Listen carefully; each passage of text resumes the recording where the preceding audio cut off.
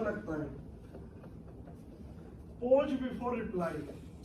हम लोगों के साथ बीइंग ह्यूमन एक बहुत बड़ी प्रॉब्लम है। सर ने सर का नाम है सर स्वामी जी। स्वामी जी दीपक जी को कुछ बता रहे हैं और दीपक जी उस बारे में जानते हैं। जैसे कल एग्जांपल लेते हैं, स्वामी जी ने बताया अरे भाई साहब वो सीमा हैदर जो हम लोकल बात कर रहे थे, एग्जांपल आजकल सोशल मीडिया पर ट्रेंडिंग है, भाई साहब सीमा, अरे स्वामी जी भाई साहब वो तो पक्का, ये पता नहीं क्या बताना चाह रहे हो। लेकिन मैंने क्या किया, एक्साइटमेंट में स्वामी जी की बात पूरी होने से पहले अपनी बात सामने रख दी। वो पता नहीं क्या बताना चाह रहे थे, अरे भाई साहब आपको एक न्यूज देनी है। वो वाले जोक आते हैं ना, वो स्कूल टाइम या कॉलेज टाइम में कैसे एक जोक आता है कि कॉलेज के फ्रेंड्स बहुत दिन बाद आपस में एक दूसरे से मिले, दो दोस्त। तो एक ने पूछा और भाई लाइफ कैसी चल रही है? कह रहा यार बढ़िया चल रही है, लाइफ सेट है, शादी वादी कर ली है, सब ठीक है। और वो थी ना क्लास में अपनी प्रीति, तो दूसरे दोस्त ने, अरे भाई साहब अच्छा हुआ तूने उससे पीछा छुड़ा दिया, एक नंबर की जाहिल भाई, वही तेरी भाभी है। पोज बिफोर रिप्लाई, उसको बात तो पूरी कर लेने दीजिए। और ये हम लोगों के साथ बहुत ज्यादा होता है।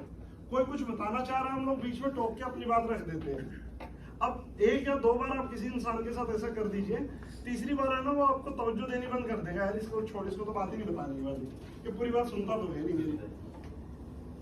इस चीज के ऊपर आप अपना थोड़ा कंट्रोल लेकर आएंगे। उन्हें संबोधित करने वाले शब्दों का उपयोग करें। अच्छा ये ना बहुत इंपॉर्टेंट लाइन है। मैं एक क्वेश्चन हाँ आपको एक एग्जांपल लेते हैं, मुझे सवाल का जवाब दीजिएगा, कौन देना चाहेगा। कि अभी पौने 4 बजे हैं, 5:30 बजे आप लोग यहाँ से छूटेंगे और मान लेते हैं कि एयरपोर्ट के पास आपको 6:30 बजे किसी से मिलना है और समहाउ किसी वजह से 6:30 आपको यहीं बच गए और वो इंसान यहाँ से मान लेते हैं 1 घंटे की दूरी पे है।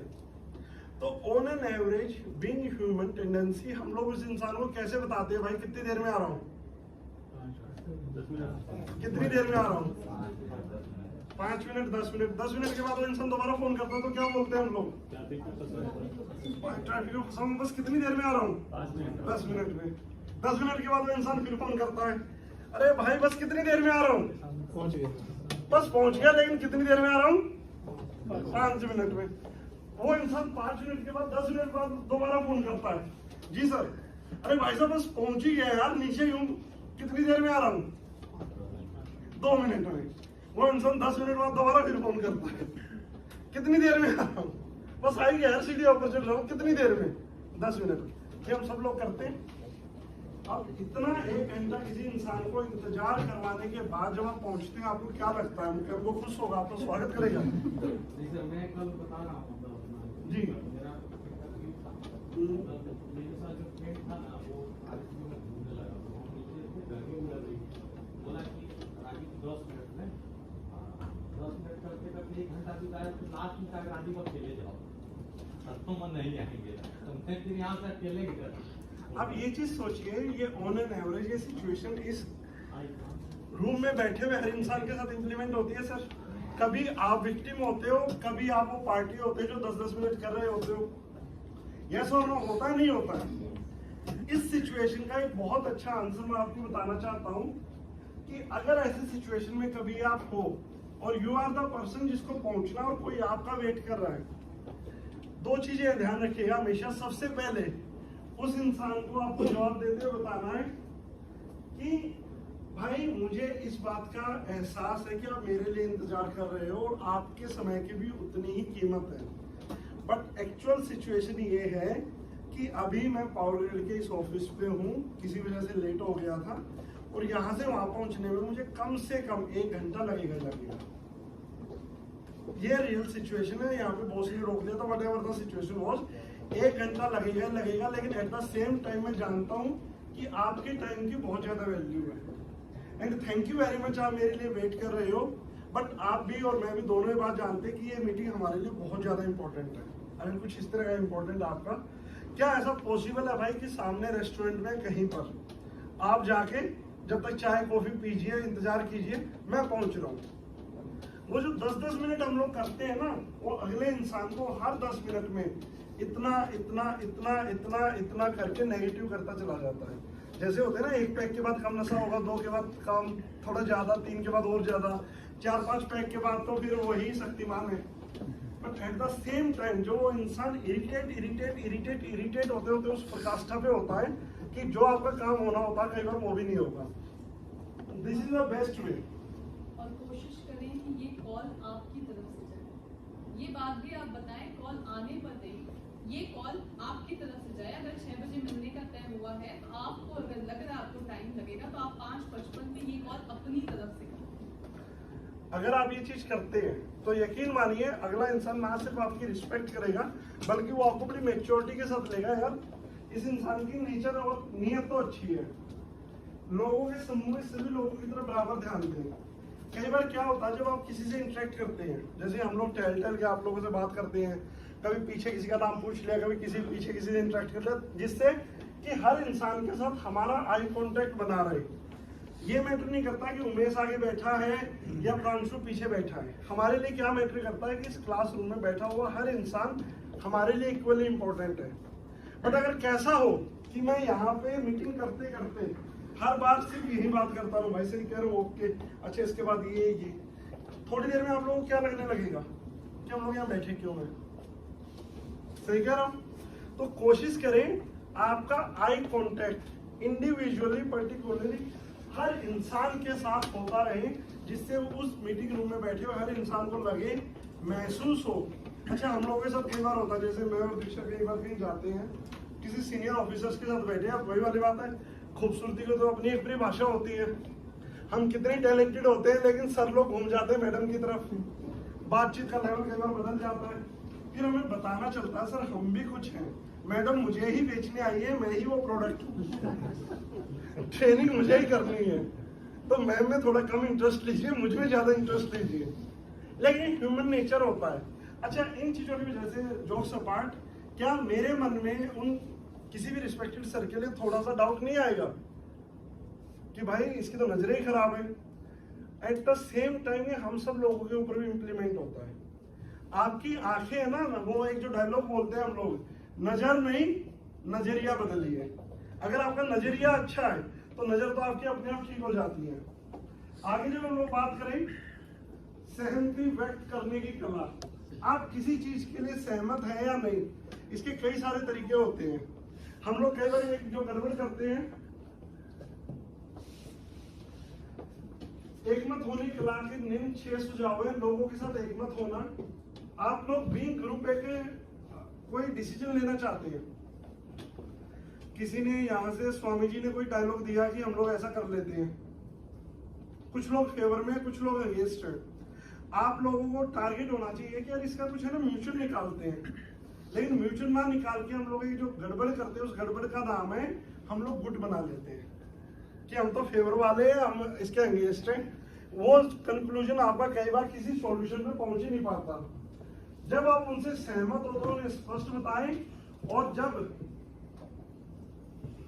यदि बहुत आवश्यक न हो तो लोगों को यह ना बताएं कि आप असहमत हैं। कई बार आपके परिवार में कुछ मीटिंग्स होती हैं, ऑफिस में कुछ मीटिंग्स होती हैं, मंत्रणा बैठी जाती है, पंचायत बैठी हुई है, घर परिवार वाली कुछ डिस्कशंस चल रही हैं। अगर आप सहमत हो तो बता सकते हैं, लेकिन कई बार आप फेवर में नहीं है, लेकिन आपको पता कि मेरे फेवर में होना है ना होना मैटर नहीं करता है, तो वहां पे जबरदस्ती उंगली करने की भी हमें कोशिश नहीं करनी चाहिए। ये एक डायलॉग है, इसके ऊपर जो थोड़ा सा आज इनफेक्ट कल आप लोगों के साथ सेशन हुआ, फॉरगिव एंड फॉरगेट। हम लोगों के पास है ना कुछ सुइयां होती हैं, उन सुइयों का नाम ले देता हूं मैं, गुप्ता जी की सुई, मेहता जी की सुई, वर्मा जी की सुई, स्वामी जी की सुई। मतलब कि पावर ग्रिड कब ज्वाइन किया था स्वामी जी? 2009, यानी आज से लगभग 15 साल पहले। 15 साल पहले मैंने और स्वामी जी ने जब पावर ग्रिड को ज्वाइन किया, सेम डे हम लोग आए थे, और किसी बात पे मेरी और स्वामी जी की तो मैं हो गई, और मैंने स्वामी जी को बुला बुरा कह दिया, और उसकी वजह से स्वामी जी को बहुत बुरा लग गया। अब स्वामी जी ने वो सुइयां अपनी चुभो ली है दिल में। वैसे ध्यान नहीं हूं स्वामी जी को मैं, लेकिन जब भी अब दीपक भारद्वाज स्वामी जी के सामने आएगा, स्वामी जी वो सुई निकालेंगे, दोबारा मारेंगे अपने आप को। अच्छा तूने उस दिन मुझे ऐसा बोला था। हो सकता मैं बोल के भूल चुका हूँ, लेकिन क्या सर हम में से बहुत सारे लोग ऐसे बहुत सारे बर्डन्स पिछले बहुत सालों से लेके नहीं चल रहे। उसने मुझे उस दिन ऐसा क्यों कह दिया था, उसने उस दिन ऐसा क्यों कर दिया था, अरे उसने मेरी उस दिन ऐसी इंसल्ट कर दी थी। सर अभी चंद्रयान 3 गया हमारा ऊपर, वो सैटेलाइट जितना ऊपर जा रहा है उतना हल्का होता जा रहा है। जो वो पहली बार अब इसको स्पेस में घुसता तो वो अपने कुछ पार्ट्स अलग कर देता है, अब उसको और ऊपर जाना तो क्या करेगा, और ऊपर जाने के बाद उसके कुछ पार्ट्स और अलग हो जाएंगे। अल्टीमेटली जब वो चंद्र पे पहुंचेगा, चांद पे पहुंचेगा, वो बहुत हल्का वहां पहुंचेगा। एट द सेम टाइम हम लोग लाइफ में बोलते हैं कि अगर आप जीवन में ऊपर उठना चाहते हैं तो बहुत सारी चीजें छोड़ दीजिए सर। 10 साल 15 साल 20 साल 5 साल 1 साल पहले किसी ने क्या किया था, क्या बोला था, उसको अगर अपने कंधों पे रखा आपने, तो यकीन मानिए आपकी ही स्पीड स्लो होगी, आपके ही विचार खराब होंगे। गलती अगर आपकी है तो स्वीकार कर लीजिए, गलती किसी और की है तो माफ कर दीजिए। और कई बार लोग हमें पता क्या बोलते हैं, सर इतना आसान नहीं है, कहने में अच्छी लगती है वाली बातें, 10 साल हो गए हम। चलो आपको एक रियल लाइफ एग्जांपल देता हूँ। कोविड की सिचुएशन हम सब लोगों को पता है। कोविड में रोज सुबह 6 बजे से मेरा एक मेडिटेशन सेशन चलता था। उसमें कुछ नहीं तो 1000, 1500, 2000 लोग ज्वाइन करते थे। जूम ऐप पे चलता था 1000 लोगों वाला। कभी कभी उसको वेबिनार फॉर्म में करते थे तो 3-3, 4-4 हजार लोग उसमें होते थे। उसमें हम लोग डिफरेंट टाइप के मेडिटेशन कराते थे। तो उसमें एक बार हमारा चल रहा था meditation for you and forget, कि माफ कर दो आगे बढ़ो। एक अंकल आंटी थे, एज थी अप्रोक्स 58-62। एक दिन उनका आया कि सर हम लोग आज अपनी टेस्टिमोनियल शेयर करना चाहते हैं। हमने कहा जी बिल्कुल शेयर कीजिए। 1000-1200 लोग थे उसमें उस दिन, और उन्होंने शेयर किया कि आज से 25 या 28 साल पहले हमारी बेटी ने इंटरकास्ट में शादी कर ली थी, और पिछले 25-28 साल से हम लोगों ने लकीर खींच रखी थी लक्ष्मण रेखा वाली, और पिछले 28 साल से हम इसका मुंह तक नहीं देखा, हम इससे बात नहीं करते थे, क्योंकि ये हमारे मुंह पे कालिज पहुंच के चली गई थी। जो भी फिल्मी डायलॉग होते हैं वो वाले डायलॉग्स होते हैं। जब उन्होंने लगातार 15-20 दिन हमारे मेडिटेशन सेशन किया कि यार 28 साल हो गए, उस भार को लेके क्यों इतना बोझ में मर रही है। बेटी आज उनकी स्विट्जरलैंड में या लंदन में कहीं वेल एस्टेब्लिश्ड है, बच्चे बड़े हो चुके हैं, शादी बच्चों की शादी होने की टाइम है। वो उनकी बेटी और उनका दामाद भी उस मेडिटेशन सेशन में थे। 1000-1200 लोगों में किसी एक इंसान के ऊपर इतना बड़ा इम्पैक्ट आया कि 28 साल बाद उन अंकल आंटी ने अपनी बेटी को माफ कर दिया। Now they are again a family. तो मेरे लिए एक अचीवमेंट हो गई सर। और ऐसी बहुत सारी सिचुएशंस होती हैं, अननेसेसरी हम लोग बहुत सारे बर्डन रख के चलते हैं। मेरा एक बहुत अच्छा दोस्त हुआ करता था, हद से ज्यादा अच्छा, इतना ज्यादा अच्छा कि मेरी एक गाड़ी उसने कुछ नहीं तो 1 लाख किलोमीटर से ज्यादा चला रखी है। मतलब उसके घर वालों को, खानदान वालों को ये लगता था कि ये गाड़ी दीपक की नहीं उसकी है। टाइम के साथ मेरे उसके पीछे कुछ कॉन्फ्लिक्ट्स हुए, बिजनेस को लेके, पर्सनल लाइफ को लेके, बहुत अच्छे लेवल तक पहुंच गए। इतने अच्छे लेवल तक कि जब भी वो मेरी आंखों के सामने आने लगा मुझे बहुत फ्रस्ट्रेशन होने लगी। मैं ऐसा मन करता है कि मार दो इसको, कि यार तेरे ऊपर मैंने इतना कुछ किया और तूने मुझे मेरे साथ ऐसा किया। बट अल्टीमेटली मैंने फील किया कई बार के बाद कि जब भी मैं और वो आमने सामने आते हैं, इंटरेक्ट करते हैं, मैं बहुत नेगेटिव हो जाता हूँ। मेरे अंदर के थॉट्स बहुत ज्यादा टॉक्सिक हो जाते हैं, मेरे विचार गंदे हो जाते हैं, फ्रस्ट्रेशन, इरिटेशन आता है। एक दिन ऐसे अपना मेडिटेशन सेशन मैंने कंप्लीट किया, अपना मोबाइल उठाया, उसको मैसेज किया, भाई जो भी था अच्छा था बुरा था, दैट वाज अ फेज। इस चक्कर में मैं जिंदगी भर ये बोझ रख के नहीं चलना चाहता हूँ। गलती मेरी थी तो आई एम सॉरी, और अगर तेरी थी तो मैंने माफ कर दिया, इस डिबेट में नहीं जाएंगे। बट आज के बाद मैं तेरे लिए अपने दिल में कोई ग्रजेस नहीं रखना चाहता, और मैं तुझसे एक्सपेक्ट करता हूँ। यकीन मानिए सर, उसके बाद से लेकर आज तक जितनी बार वो आमने सामने भी आते हैं हम लोग, कोई फीलिंग नहीं आती। दोबारा दोस्त नहीं बने हम लोग, लेकिन जो मैं टॉक्सिक हो जाता था, मेरा टॉक्सिक सारा का सारा बिहेवियर खत्म हो गया। क्यों? क्योंकि जब मैं बहुत ज्यादा इस तरह की ट्रेनिंग सुना तो मुझे अल्टीमेटली रियलाइज हो रहा कि यार अगर बीइंग ट्रेनर मैं ही इन चीजों को इम्प्लीमेंट नहीं कर पाया, मैं ही बार बार टॉक्सिक हो जाता हूँ, तो दूसरे लोगों का तो क्या ही हाल होता होगा। बहस से दूर रहे। एक है ना फैमिली ग्रुप बना। फैमिली ग्रुप क्या, स्कूल के बाद दोस्त सारे के सारे आज लाइफ में वेल एस्टेब्लिश हो चुके हैं, तो बहुत टाइम बाद उन्होंने रीयूनियन किया कॉलेज के दौरान जब मिले, तो उन लोगों ने व्हाट्सएप ग्रुप बना लिया अपना, और व्हाट्सएप ग्रुप में सारे के सारे लोग आ गए, सारे के सारे 37 के 37 लोग। अब ये भाई साहब बीजेपी के समर्थक है, ये आपके समर्थक हैं, ये कांग्रेस के समर्थक हैं, इनको ममता जी बहुत अच्छी लगती है, ये मायावती के अलावा किसी के बारे में सोचते नहीं है, और ये तो अपना लालू यादव, मुलायम यादव उनके समर्थक हैं। तो ग्रुप में मैसेज आता है, एक ने भेजा ऐसे ही जोक वाला मैसेज कि राजनीतिक चीजों के चलते आपस में संबंध खराब ना करें, नेता आज है कल है, ये तो आएंगे चले जाएंगे, आप किसको वोट देते क्या फर्क पड़ता है, तो राजनीतिक के चक्कर में अपने संबंध खराब ना करें, बाकी आएगा तो मोदी। मजाक था। अब कांग्रेस वाले कह रहे भाई तेरे मोदी को भी देख लेंगे हम लोग। उधर से आता है भाई असली कैंडिडेट तो है ना अपना अखिलेश है, बाकी सारे तो बेकार है। 10-15 मिनट के अंदर उसका माहौल इतना ज्यादा टॉक्सिक हो गया ग्रुप का कि एक एक करके लोगों ने ग्रुप छोड़ना स्टार्ट कर दिया, और उसी दिन वो ग्रुप खत्म हो गया। अब मोदी आए, योगी आए, केजरीवाल आए, किसको कोई लेना देना है इस कॉन्टेक्स्ट में, लेकिन हम लोग इस तरह की बहस में बहुत ज्यादा चले जाते हैं।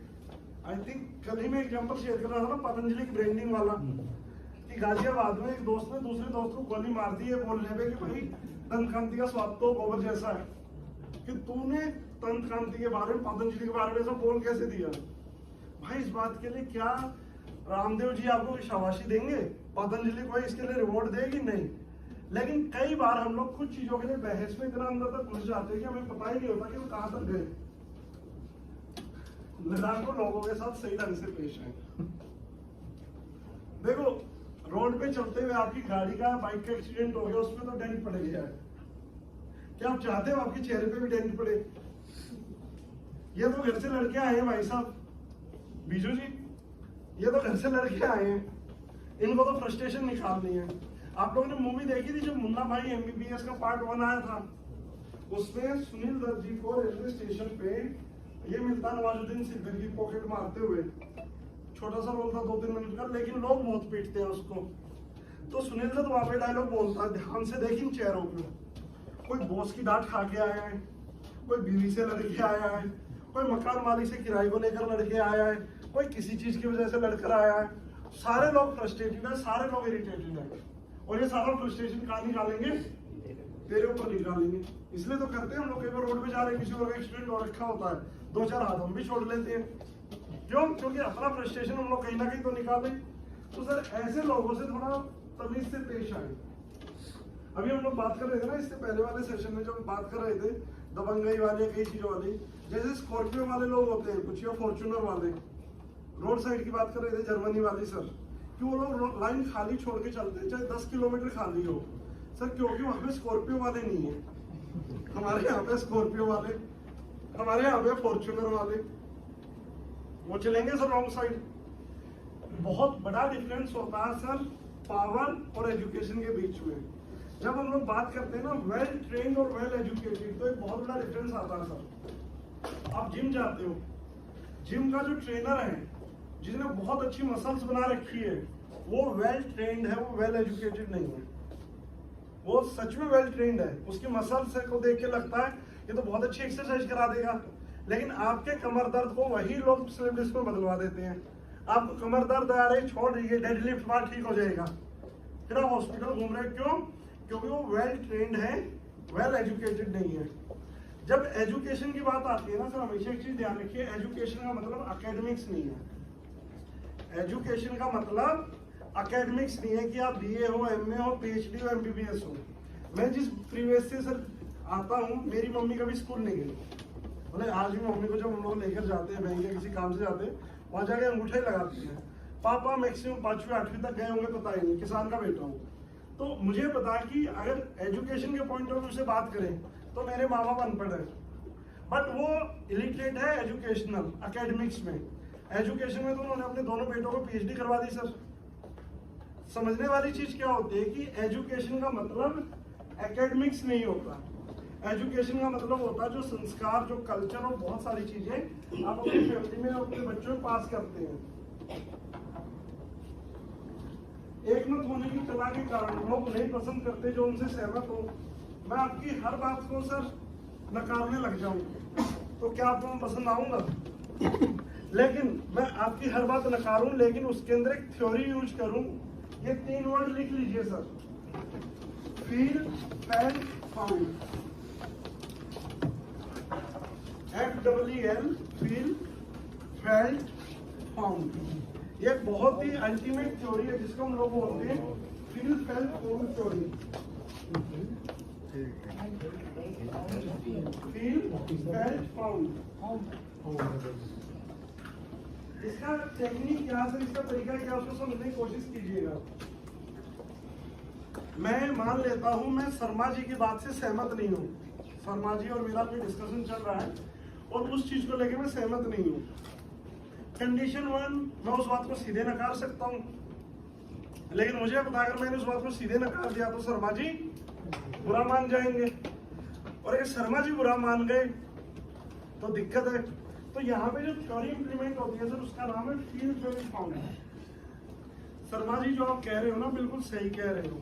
कई बार जब आपको किसी को बात को नकारना हो तो उस बात की शुरुआत कीजिए इस तरह से, सर आप बिल्कुल सही कह रहे हो, मैं आपसे पूरी तरह से सहमत हूँ।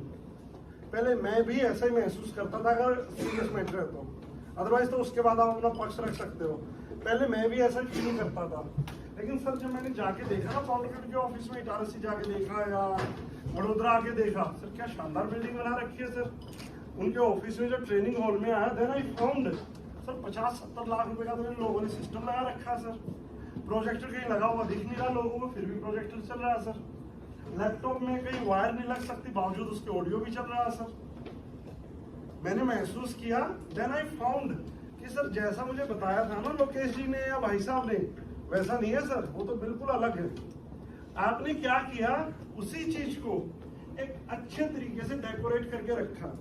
अभी हम लोग नीचे गए खाना खाने के लिए, सलाद 2 तरीके से रखी होती है।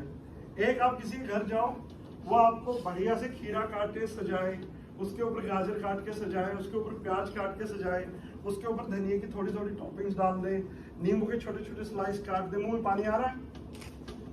दूसरा तरीका, आप किसी के घर जाओ, एक खीरा पकड़ा दे आपको, एक प्याज पकड़ा दे, एक टमाटर पकड़ा दे और एक गाजर पकड़ा दे और एक चाकू दे दे।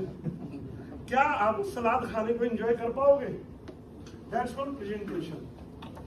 कि आप जब चीजों को किसी के सामने रखते हो तो आपके रखने का तरीका क्या है, वो प्रेजेंटेशन बहुत मैटर करता है। इन सेम वे जब आप किसी की बात को नकारते हो और आपको लगता है कि मेरे बिल्कुल सीधे ऐसा बोल देते, जैसे हमारे साथ कई बार होता है, हम लोग कई बार IAS PCS की ट्रेनिंग्स में होते हैं, सीनियर अथॉरिटीज की ट्रेनिंग में होते हैं। पीछे फोटो देखा आपने मेरे बाल सफेद वाला भी, वहाँ पे जबरदस्ती उम्र बढ़ा के जाना पड़ा हमें। तो कई बार ऐसे लोगों के साथ बैठे होते हैं जिनको 40-40 साल का एक्सपीरियंस है लाइफ का, और वहाँ पे मैं अगर अपनी कोई बात रखता हूँ तो उनका सामने से पता क्या आता है, भाई जितनी तेरी उम्र है उतनी तो हमारे बच्चे हो चुके हैं, ये बात धूप में सफेद नहीं की है। अब मैं वहाँ पे ऑफेंडेड हो जाऊँ तो बात अलग होगी, बट वहाँ पे मेरा सही तरीका क्या होगा? सर आप बिल्कुल सही कह रहे हैं, मैं आपकी बात से पूरी तरह से सहमत हूँ सर। फिर मैं उसके अंदर फिर अपने फैक्ट्स रखूंगा कि मैंने कहाँ से क्या एजुकेशन ली है। सर आपके लिए एक पार्ट हो सकता है, लेकिन मेरी तो लाइफ इस चीज में चल रही है, मैं तो पूरा का पूरा एजुकेशन इसके ऊपर लेकर चल रहा हूँ। जैसे कई बार योगा को लेकर हमारी बहस होती है लोगों से, कोई बोलता है कि सर इस पोस्चर को ये नहीं ये बोलते, ये नहीं ये बोलते हैं। मैं सर बिल्कुल सही कह रहा हूँ, जहाँ से आपने सीखा उसको यही बोलते हैं, लेकिन जहाँ से मैंने सीखा हुआ उसको वहाँ पे ये बोलते हैं, वहाँ पे बोलते हैं। जो मैं समझाना चाह रहा हूँ आप लोगों को, जो फील, फेल्ट, फाउंड थ्योरी है, अगर आप इसको इम्प्लीमेंट करना स्टार्ट कर दो, और आपके महकमे में तो बहुत चलता है सर। मैंने कई बार नोटिस किया कि वैसे आप लोग बड़ा अच्छा इंटरेक्ट कर रहे होते हैं, लेकिन जैसे कोई सीनियर अथॉरिटी आ जाती है आपके शब्दों का चुनाव बदल जाता है, लहजे के अंदर आपके थोड़ा स्वीटनेस आ जाती है, शब्दों का चुनाव आपका बहुत अच्छा हो जाता है। तो क्या उस चीज को हम लोग रूटीन में नहीं रख सकते? लोग उन्हें पसंद करते जो उनके साथ सहमत होकर, लोग उन्हें पसंद नहीं करते जो उनसे भिन्न मत रखते हो। लोग अपनी राय की आलोचना कभी पसंद नहीं करते। ये बहुत बड़ी चीज है कि मैं कोई सजेशन दे रहा हूँ और मेरे सजेशन को मैं सिरे से नकार दिया, अरे सर क्या बात कर रहे हो, मैंने ऐसे किया था, ऐसा कुछ नहीं होता। मैं तुरंत ऑफेंडेड फील करूंगा और मैं रिस्पॉन्ड नहीं करूंगा, मैं रिएक्ट करूंगा। हमेशा इस चीज को समझने की कोशिश कीजिए कि लाइफ में आने वाली सिचुएशन में अगर आप सिर्फ फील फेल्ट फाउंड थ्योरी इस्तेमाल करें या आप अपने शब्द का, आप अपने सेंटेंस की शुरुआत ऐसे करें, सर आप बिल्कुल सही कह रहे हैं, मैं आपकी बात से सहमत हूं, लेकिन वो आपके लहजे को बदल देगा, आपकी बात करने के तरीके को बदल देगा। सभी लोग एक्टिवली सुन रहे हैं सारी चीजें, तो क्या सिर्फ एक बार ताली बजा सकते हैं? मुझे भी 2-4 बार बजाई है, वैसे तो पहले एक ही बार बजाई थी, फिर देखा 2-3 ने और बजाई तो दोबारा बजा लेते हैं। चलिए दोनों हाथ ऊपर करके बहुत अच्छे से ताली बजाएंगे।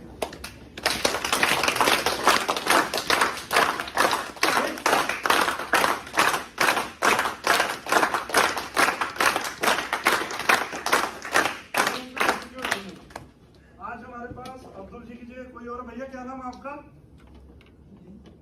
क्या नाम आपका? कालूदास जी, आ जाओ एक बार सामने। ऐसे नहीं बुलाते, डरे हुए हैं वो। अरे नहीं, कालूदास जी बड़े स्माइल, चेहरे की स्माइल नहीं है, कालूदास जी की है, रख दो कालूदास जी। आ जाओ। हम सभी लोगों की तरफ से कालूदास जी को बहुत बहुत धन्यवाद सर।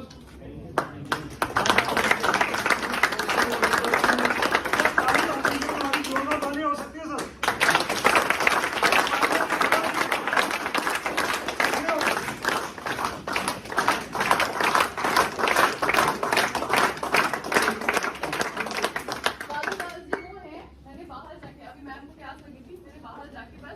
एक बार बोला कि सर अंदर पानी की बोतल जो है रिप्लेस करा दीजिए, मुझे लगता है शायद 1 मिनट भी नहीं लगा, कालूदास जी पानी की बोतल लेकर आ गए, चाय भी आ गई। तो हमारे क्या बताएं।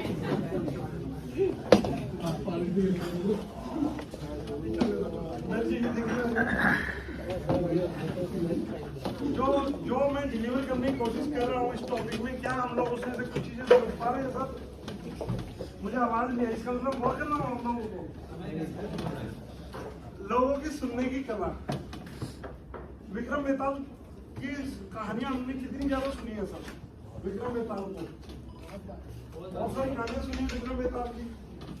तो जब विक्रम को बताता था बेताल कोई भी डायलॉग या कोई भी सिचुएशन, हर बार विक्रम को बेताल एथिकल डायलामा में डाल देता था, हर बार एथिकल डायलामा में डाल देता था। हम लोग ना कई बार बहुत सारी चीजों को सही से नहीं सुनते। लाइव एग्जांपल देता हूँ, हम में से क्रिकेट किस चीज को पसंद है? कौन कौन लोग क्रिकेट देखते हैं? अच्छा मैम आप भी देखते हैं? क्या नाम मैम आपका? प्रियंका। इस time ma'am Indian cricket team के कैप्टन का नाम क्या है? हाँ, विराट कोहली। और इधर से किसने बताया था सर? इस टाइम इंडियन क्रिकेट टीम के कैप्टन का नाम क्या है? T20 का टेस्ट का अलग है, T20 का अलग। कौन से फॉर्मेट की बात कर रहे हैं? एक बार सर के लिए तालियां बज जाए। जब मैंने कहा इंडियन क्रिकेट टीम के कैप्टन का क्या नाम है, तो हम लोग मेल डोमिनेटिंग कंट्री में रहते हैं, तो इंडियन क्रिकेट टीम की अगर मैं बात कर रहे हैं प्रियंका जी, तो आज के टाइम पे इंडिया को 2 टीम रिप्रेजेंट करती है वर्ल्ड में, एक जेंट मैन और एक वुमेन। तो हम लोग इस बारे में बात ही क्यों नहीं करते? बाय डिफॉल्ट है सर, बाय डिफॉल्ट ट्रेनिंग अगर आप अभी नहीं देते ना तो ये भी नहीं हो पाएगा। सर किसी का फोन बज रहा है, नहीं है वो अलग, लेकिन लॉजिक समझने की कोशिश कीजिए। बिल्कुल सही कह रहे हैं, हमारी ट्रेनिंग का पर्पज ही तो ये है ना सर, कि हम लोग एक्टिव लिसनर बने। हम लोगों के यहाँ पे ना एक स्विच होता है सर, यहाँ पे उसको बोलते हैं ऑटो ट्यून स्विच। अब एक इंसान एक दिन में मोटा मोटी कितना बोल लेगा? अब जैसे मैं अपनी बात करूँ, मैं सारा दिन बोलता रहता हूँ, तो शाम को ट्रेनिंग्स करके जब मैं घर जा रहा होता हूँ ना, मेरे शब्द खत्म हो चुके हैं। अब कोई मेरे साथ फोन करे, झगड़ना चाहता, बात करना चाहता, मैं सिर्फ सुनता रहता हूँ। भाई बोल लिया मैं आज का, लेकिन बेचारे शादीशुदा मतलब किसी और ज्यादा दिक्कत है, वो अपने दिन भर के सारे शब्द बोल के घर जाते हैं। घर जाने के बाद टेप रिकॉर्डर उसके बाद स्टार्ट होता है, चैनल जाता है, तो एक इंसान लिमिटेड शब्द बोल सकता है। तो जब आता है listening is a fine art, Diksha ma'am ने ऑलरेडी कल अपने टॉपिक के अंदर इस चीज को कवर किया था कि कम्युनिकेशन का बेस्ट पार्ट ये नहीं कि आप बोलते कितना अच्छा हो, कम्युनिकेशन का बेस्ट पार्ट ये है कि आप सुनते कितना अच्छा हो। एक अच्छा श्रोता होना मैजिक संयोग नहीं है, नीचे एक अच्छा श्रोता बनने के 5 नियम दिए जा रहे हैं। अगर आप इन 5 नियमों को फॉलो कर रहे हैं इसका मतलब आप एक अच्छे लिसनर हैं। वक्ता की ओर देखिए, इसके बारे में ऑलरेडी हम लोग मोबाइल वाला एग्जाम्पल लेके देख चुके हैं। जो ऐसे करते हुए आप सुनेंगे तो वो सुनाने वाला इंसान भी आपको सुनाने में इंटरेस्ट नहीं रहेगा। बचपन में ना जब हम स्टोरी सुनते थे तो घर वाले ना मैं हुंकारे भरने सिखाते थे। रात को जो सोने से पहले मम्मी स्टोरी सुनाती थी, एक ही स्टोरी सुनाती थी रोज, लेकिन उस स्टोरी में भी रोज हुंकारे भरने हैं। मम्मी कहानी सुना दो, एक राजा था, एक रानी थी, वो हुंकारे होते थे सर। वो हुंकारे इस बात का परिचायक होते थे कि अगला इंसान मेरी बात सुन रहा है। अब हमारे तो चलो टाइम के साथ हम लोग एटिकेट्स की बात करते हैं या बहुत सारी चीजों की बात करते हैं, लेकिन आई कांटेक्ट आज भी सबसे बड़ा अस्त्र शस्त्र है कि आप अगले इंसान की बातें सुन रहे हैं या नहीं सुन रहे। हम लोग कई बार क्या करते हैं, हम लोग है ना ऐसी ऐसी चीजें सिखाते हैं। जैसे मैं एक जगह बैठा हुआ था, एक भाई साहब अपने भतीजा भांजियों को सिखा रहे हैं, वो कुछ बता रहे हैं, वो उनकी तरफ देख रहा, कह रहे मेरे सामने बैठ के पहली बार तो आंख नीचे करके बात किया कर, बड़ों के सामने तो आंखों में आंखें डाल के कैसे देख रहा है, आंखें नीची कर, उसने ऐसे नीची कर ली, उसके देख मेरी तरफ, कुछ बताते बताते उसने आंखें नीची कर ली, देख मेरी तरफ, वो उनकी तरफ, फिर आंखों में आंखें डाल रहा है। ये चीज हमारे बच्चों में बहुत बार हुई है, आंखें नीची करके बात करना, उससे आंखों में आंखें डाल के कैसे देख रहा है। हम उसको सही तरीका नहीं सिखा रहे, हम उसको सिर्फ डिक्टेट कर रहे हैं, हम उसको सिर्फ डांट रहे हैं। छोटे बच्चे को अगर आपसे आप ये सिखाना स्टार्ट कर दे कि आंखें नीची करके देख, तो उसका कॉन्फिडेंस तो वैसे मर जाएगा। आंखों में देखने का मतलब घूरना नहीं होता। एक ना बहुत अच्छा पोस्टर आया था, उस पोस्टर में दिखाया था कि एक लेडी गल्फ कंट्री में जा रही है कहीं, उसने बुर्का पहना हुआ है, पूरी बुरखे से वो लिपटी हुई है, बावजूद उसके वहां पे बैठे हुए 8-10 जेंट्स उसको घूर घूर के देख रही है। एट द सेम टाइम एक लड़की यूरोप में या लंदन में अमेरिका में कहीं जा रही है, उसने सिर्फ 2 पीस पहना हुआ, लेकिन कोई भी उसकी तरफ नहीं देख रहा। तो वहां भी क्या लिखा हुआ था कि नजरों की दिक्कत नहीं है भाई साहब, नजरिए की दिक्कत है। बचपन से अगर हम लोग ये वाली अपब्रिंगिंग अपने बच्चों में, अपनी फैमिली में कॉपी नहीं करेंगे तो वही तो सीखेंगे जो मार्केट उनको सिखाएगी। तो अगर मार्केट से वो लोग गलत सीख रहे हैं तो इट्स द राइट टाइम कि आप सही चीजें उनको सिखाना स्टार्ट करें। लेकिन सही चीज सीखने के लिए आपको सीखना बहुत जरूरी है। हो सकता है आपकी मेरी अपब्रिंगिंग में खराबी है, बचपन से जो हमें सिखाया गया हो वो आज के टाइम पे इम्प्लीमेंट होता ही ना हो। तो बहुत जरूरी है कि अगर आप पेरेंटिंग की बात करें थे मैं इंदर जी जैसे, तो पेरेंटिंग सिखाने से पहले हम लोग थोड़ी सी पेरेंटिंग की क्लासेस ले लें। एक मैं अमित टंडन के नाम से कॉमेडियन है, नेटफ्लिक्स में उनकी सीरीज देख रहा था, कह रहा यार हमें तो हमारे घर वालों ने मार मार के पीट पीट के बड़ा कर दिया था, यहाँ पे तो पेरेंटिंग के ऊपर इतना लंबा चौड़ा लेक्चर है जिसकी कोई हद नहीं। बच्चों को कैसे पालो, कैसे मारो, कैसे नहीं मारो, सिर्फ बदलते वक्त के साथ है ना माहौल बदल गया है। पहले जब आप या हम छोटे बच्चे थे तो तब हम लोग मजबूत थे, हमारा खाना पीना मजबूत था, झेल जाते थे। आज के बच्चों को वैसे बॉडी के अंदर हीमोग्लोबिन नहीं है, थोड़ा डांट दो तो उनको पसीना आ जाता है। हमें देखो पापा कैसे भगा भगा गलियों में पीटते थे। एक बार मेरा एक दोस्त है केशव, उसको उसके पापा मार रहे थे, किस बात में मार रहे थे मुझे नहीं पता। मैं अपने घर से उसके घर जा रहा था और वो भाग रहा वो, और पीछे से अंकल डंडा लेकर आ रहे हैं। मैंने कहा क्या हो गया? अरे कुछ यार पापा मार रहे हैं। मैंने किस बात वगैरह पता नहीं, भाग तो मैं क्यों भागूं? अब अंकल वहां तक गए, मुझे क्रॉस करके वापस आए और दे दमादम 4-6 लट मेरी कमर में मार दिए। अब मैं वहां पे गली में पड़ा रो रहा हूँ, मुझे किस बात का? तुम तो इसके साथ घूमता है ना। अब चले गए। मैं घर आया हूँ अपने पापा के पास कि केशव के पापा ने मारा, अगर तूने कुछ किया होगा। उन लोगों ने इस चीज के लिए भी झगड़ा ही नहीं किया, क्योंकि उनके लिए केशव के बाप के लिए मैं उनके बच्चे जैसा हूँ, मेरे पापा के लिए केशव उनके बच्चे जैसा है। लेकिन आज के टाइम पे करके देख लीजिए आप किसी बच्चे से थोड़ी सी ऊंची आवाज में बात, अपने को ही नहीं कर सकते हम तो जेल हो जाती है। विदेशों में ये चीज ठीक थी फिर भी कि वो बच्चे को पीट दिया तो 9/11 में कॉल कर देते थे। अब तो इंडिया में होने लग गया कि पापा ने बेटे को पीट दिया, उसने पुलिस को फोन कर दिया मेरा बाप मार रहा है। स्कूल में आज के टाइम में बच्चों को आप मार नहीं सकते। जब मार ही नहीं सकते, डरा ही नहीं सकते, तो उनके सारे डर खत्म हो जाते हैं। तो जो चीजें वो बाहर से नहीं ले सकते, क्या आपको नहीं लगता उसकी आवश्यकता हमें है? भाई मैं, मेरा, मुझे, मेरा, अपना, अगर इन चीजों को, शब्दों को हटाना हमें, आपके साथ रिप्लेस करना है, तो क्या हमें नहीं लगता कि हमारी लाइफ के अंदर हमें इन चीजों को इम्प्लीमेंट कर देना चाहिए? किया जा सकता सर या नहीं? तो हम लोग क्यों नहीं करते हैं? इन 5 नियमों के बाद हम लोग गेम खेलेंगे और हमारी एक्सपर्ट आपको बहुत अच्छा गेम खिलाएंगी यार। हाँ।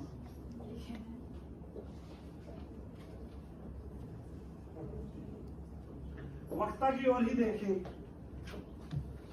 अभी अगर हम लोग बात कर रहे हैं आपस में, तो क्या आप सब लोग मेरी तरफ देख रहे हैं? पक्का देख रहे हैं?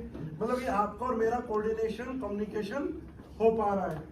एट द सेम टाइम अगर इस चीज को हम लोग लेके चले, ये ना एक टेक्निक है, एक बुक है, बुक का नाम है क्वेश्चंस आर द आंसर्स।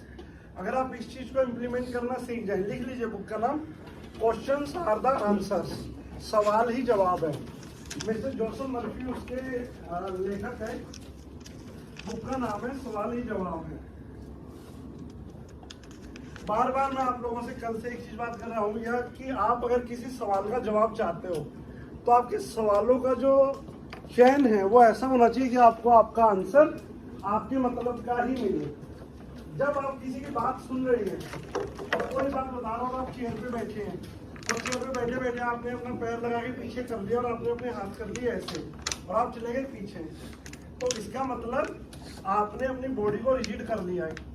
और उस रिजिडनेस का मतलब यह है कि आप उसकी बात सुनने में इंटरेस्टेड नहीं हो। कोई कभी अगर आपको बात बता रहा है, थोड़ा सा आगे झुकिएगा, चेयर पे बैठे जी से बताइए, इसका मतलब आप उसकी बात को सुन रहे हैं। जिन जोसेफ मर्फी की बुक का मैंने जिक्र किया, जिसकी बुक का नाम है सवाल ही जवाब है, इन्हीं की दूसरी बुक है, बुक का नाम है बॉडी लैंग्वेज। सर बोतलें बजाना बंद कर दीजिए। बुक का नाम है बॉडी लैंग्वेज। इन चीजों को आप अपने बिजनेस में, अपनी पर्सनल लाइफ में, अपने क्लाइंट्स के साथ, अपने कस्टमर्स के साथ कैसे रिलेट कर पाओगे सर? अगर आप बॉडी लैंग्वेज की थोड़ी सी चीजें सीख जाओ। फॉर एग्जांपल सर देना पे, हमारी कुछ आदतें होती हैं, कर रहे हैं ना लोग, करते रहते बैठे बैठे, या बैठे हुए हैं कुछ लिख रहे हैं, कोई कुछ बोल रहा है, एक ही जगह पे करते रहते हैं। या बात करते करते हम लोग क्या करते हैं, कई बार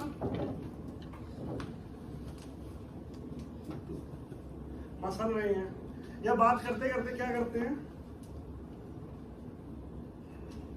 कर रहे हैं। ये सारे बॉडी लैंग्वेज के आपके साइंस हैं जो बताते हैं। या ये वाला, जैसे आप बैठे हैं सर, यहाँ हम बैठते हैं, इन रूटीन बैठते हैं हम लोग ऐसे। कल भी मैंने बात की थी सेशन स्टार्ट होते हुए कि अगर आप बैठते हुए ऐसे हाथ रख लेते हो, इसका मतलब क्या है कि आपने अपने आप को बांध लिया है। अब कोई भी बातें आप मुझे बता लो, इन बातों को मैं अपने दिमाग तक घुसने ही नहीं दूंगा। या एट द सेम टाइम हम लोग कई बार बैठे हुए होते हैं और किसी सामने, आप ऑफिसर के सामने, अपने क्लाइंट के सामने बैठे हुए हैं, और बैठे हुए आप ऐसे बैठ गए, जी सर बताइए, समझ रहे हैं ना मतलब क्या है? अब आपका कोई क्लाइंट आपके साथ बैठा हुआ है और आप पैर पे पैर रख के ऐसे बैठे हुए, यहाँ से बताइए, या तो आप उस लेवल के ऑफिसर हैं कि आपका ऐसा बैठना उस इंसान को ऑफेंड फील ना कराए, आपको पता आप ऐसे बैठ सकते हो। बट अगर इन रूटीन आप ऐसे बैठे हुए हो ऐसे करके, हाँ सर बताइए, अगला इंसान आपकी बॉडी लैंग्वेज से ही यहाँ पे प्रभावित हो जाएगा कि ये इंसान तो पता नहीं किस बात का एटीट्यूड रखता है। सुनते हुए आप ऐसे करके बैठे, हाँ सर बताओ, नहीं आपकी, जी सर बताइए। ये छोटे छोटे जो साइंस हैं ये बताते हैं कि आप क्या चीज सही बोल रहे हैं, क्या गलत बोल रहे हैं। एट द सेम टाइम कई सारे लोगों की आदत क्या होती है, पैर हिलता रहता है। साइकोलॉजी ये बताती है कि अगर बैठे हुए हैं, आपका पैर ऐसे हिल रहा है, आपका ये वाला मूवमेंट चल रहा है, इसका मतलब कि आप बैठे तो यहाँ पे फिजिकली, लेकिन मेंटली आप कहीं और हो। सुन तो रहे हो आप, लेकिन आप हो तंद्रा की सिचुएशन में। आपसे पूछा जाए भाई साहब क्या बात चल रही है, बता भी दोगे, लेकिन आपका दिमाग कहीं और चल रहा है। ये सारी की सारी चीजें, ये सारे के सारे इंडिकेशन आपको आपकी पर्सनल प्रोफेशनल लाइफ में बहुत लेवल पे इम्पैक्ट डालते हैं सर। जिस कस्टमर के साथ आप बैठे हो, जी सर मैंने कहीं ये पढ़ा था और है भी मेरे पास बुक्स, उसमें ऐसा लिखा है कि जैसे आपके जो जेस्टर्स है, जैसे आपके बॉडी लैंग्वेज है, उसको आप 10 to 20% ही मॉडिफाई कर पाओगे आपके नेचर से। आप उससे ज्यादा मॉडिफाई नहीं कर पाते, क्योंकि क्या है आपका जो नेचर है ना वो कहीं ना कहीं झलकता है। जैसा आपने कल बोला था ना कि पैसा आपको नहीं बिगाड़ता है, लेकिन पैसा आने से आपका जो ओरिजिनल नेचर है वो बाहर आ जाता है जी। तो जेस्टर्स मतलब मेरा ये कहना है कि बहुत हद तक ये मतलब आपकी पर्सनैलिटी का पार्ट होते हैं, लेकिन इन चीजों को सुधारना क्यों जरूरी है? आपका नाम क्या है सर? दिनेश दिनेश दिनेश। एक बार दिनेश जी के लिए जोरदार ताली।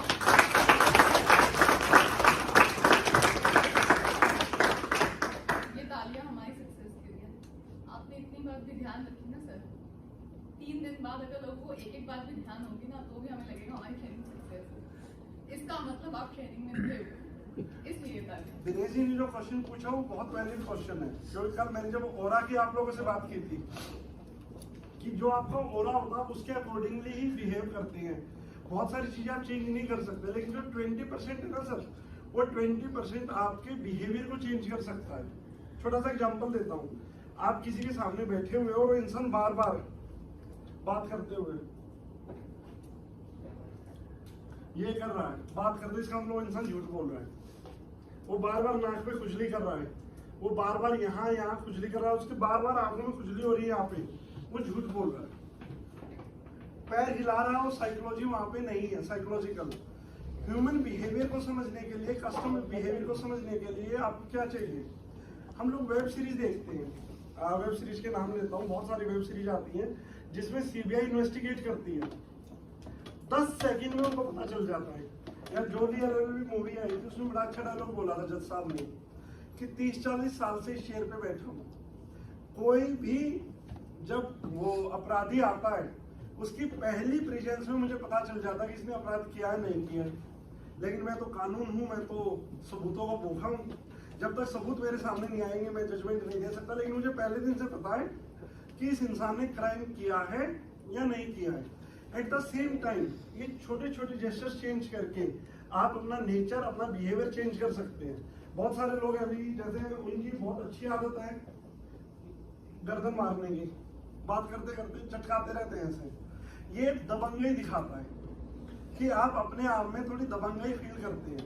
आपको लगता है कि आम समथिंग, आपके बैठने का तरीका, मोबाइल कैरी करने का तरीका, आपके हाथ में घड़ी के अलावा जो आभूषण है, जो 3-3, 4-4 अंगूठियां, गले में सोने की चेन है या उस तरह के जूते आपकी दबंगई दिखाते हैं। सर एटीट्यूड और ग्रेटिट्यूड के अंदर बस एक वर्ड का ही तो फर्क है। अगर आप एटीट्यूड की जगह ग्रेटिट्यूड दिखाते हैं, कहीं आपको ये कोई IAS PCS लड़ता हुआ नहीं मिलेगा इस बात का, तो जानता किससे बात कर रहा हूं, मैं कलेक्टर हूं, अगर वो अकेला भी है तो, बट हवलदार का जरूर मिल जाएगा, क्योंकि अभी अभी पावर मिली, अभी अभी पावर की गर्मी मिली है। टाइम के साथ वो भी मॉडिफाई हो जाएगी, लेकिन ये चीजें आपके बिहेवियर के अंदर इतना मेजर रोल प्ले करती हैं कि आपको एक आम इंसान से खास इंसान बनाती है। अब सोच के देखिए, ये जो आज का हमारा ये वाला टॉपिक है लोक व्यवहार, अगर आप इसको पूरी तरह से अपने अंदर इम्प्लीमेंट कर लेते हैं, एक बार में नहीं होगा। इसकी बुक यूट्यूब पे मिल जाएगी, गूगल पे मिल जाएगी। उसके अलावा ये दोनों प्रेजेंटेशन कल शाम को मेरी तरफ से आप लोगों को PDF फॉर्म में मिल जाएंगी, कस्टमर एक्सपीरियंस वाली भी और लोक व्यवहार वाली भी। इसलिए बहुत ज़्यादा इन चीज़ों को आपको लिखवा नहीं रहे हैं, लेकिन अगर इस चीज़ को आपने इम्प्लीमेंट करना स्टार्ट कर दिया सर, तो आपको नहीं लगता कि जिस भी इंसान के साथ आप कोऑर्डिनेट कर रहे हैं, कम्युनिकेट कर रहे हैं, वो आपका बिहेवियर पूरी तरह से चेंज हो सकता है। और लोग इन्हीं चीज़ों से तो आपको याद रखते हैं। यार कुछ भी कहो यार, लोकेश जी बात करने में बड़े अच्छे इंसान हैं, आपका वही व्यवहार याद रखा जाता है या वही आपका बुरा व्यवहार याद रखा जाता है? भाई उस बंदे के पास मत जाइए। क्या नाम है सर? कुंदन सर। कुंदन, नाम में देखो दबंग ही है। अबे कुंदन के पास मत जाइए, बहुत बदतमीज इंसान है। होता है सर ऐसा कि एक ही ऑफिस में लोग दोनों तरह की वो बना लेते हैं। अच्छा मैं बता देता हूँ, जैसे मैं तो हरियाणा वाला हूँ, तो ये हमारे लिए पर्सन है, प्रश्न नहीं है, क्योंकि हम तो आधा शहर पूरा से इकट्ठा। अनु जी क्या लिखा भाई? अरे क्या हमने तो इम्प्रूव कर लिया अपने आप को, वरना तो हम तो हरियाणा वाले से बचपन से लेकर आज तक पर्सन कहते आए थे। मास्टर जी एक पर्सन पूछना है, और ऐसा नहीं है कि बचपन में ही, बड़े होने तक किसी ने करेक्ट ही नहीं किया कभी, क्योंकि करेक्ट करने वाले मास्टर भी इसको पर्सन ही बोलते थे, वो भी तो हरियाणा के थे ना।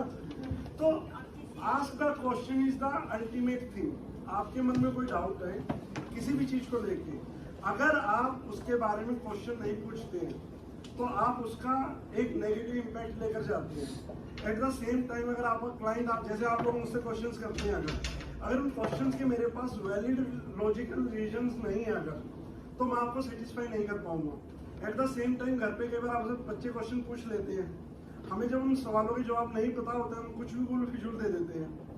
नहीं देना चाहिए सर, वो ना ब्रेन अभी अपब्रिंगिंग मोड में है, वो डेवलप हो रहा है। अगर नहीं पता तो गूगल बाबा जिंदाबाद है, कंफर्म करके दे दीजिए।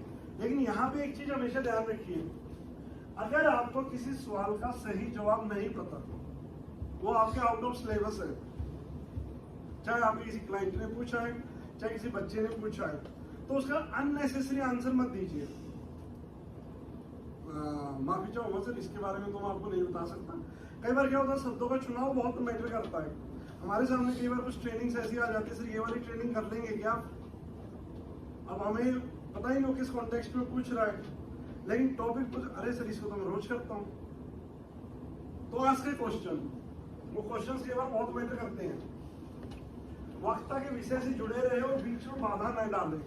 हमेशा ट्रेनिंग में कोशिश करें कि अगर आपके मन में कई सारे ख्याल आ रहे हैं और आपको लगता है कि इन सवालों के जवाब आपको चाहिए और कोई फ्लो अच्छा चल रहा है, जैसे आप लोगों के साथ एक अच्छी चीज क्या लगती है, कहीं कहीं से बीच में एक दो क्वेश्चन आता है, बाद में आप आगे पूछ सकते हैं। कई बार कुछ ट्रेनिंग में कोशिश करें माइंड में जो भी डाउट आए उनको लिखते हुए चले हमेशा। 99% क्या होता है, जब तक प्रेजेंटेशन खत्म होता है उस सवाल का जवाब ऑटोमेटिकली मिल चुका होता है। अगर ना भी मिले तो भी आप अपने क्वेश्चंस को लिख के रख सकते हैं कि लास्ट में पूछ ले, जिससे कि बाकी लोगों को डिस्टर्बेंस ना होगा। वक्ता को संबोधित करने वाले शब्दों का ही प्रयोग करें, जो बोल रहा है उसको, जो कॉन्टेक्स्ट में टॉपिक चल रहा है। हम लोग अभी बात कर रहे हैं लोक व्यवहार के बारे में, और आप टॉपिक लेकर आ जाओ। सर एक बात बताओ, जो रशिया ने यूक्रेन के ऊपर आक्रमण किया था, उसमें मोदी जी ने ऐसा क्या किया था जिसकी वजह से यूक्रेन से इंडियंस को निकलने दिया गया था? कॉन्टेक्स्ट बिल्कुल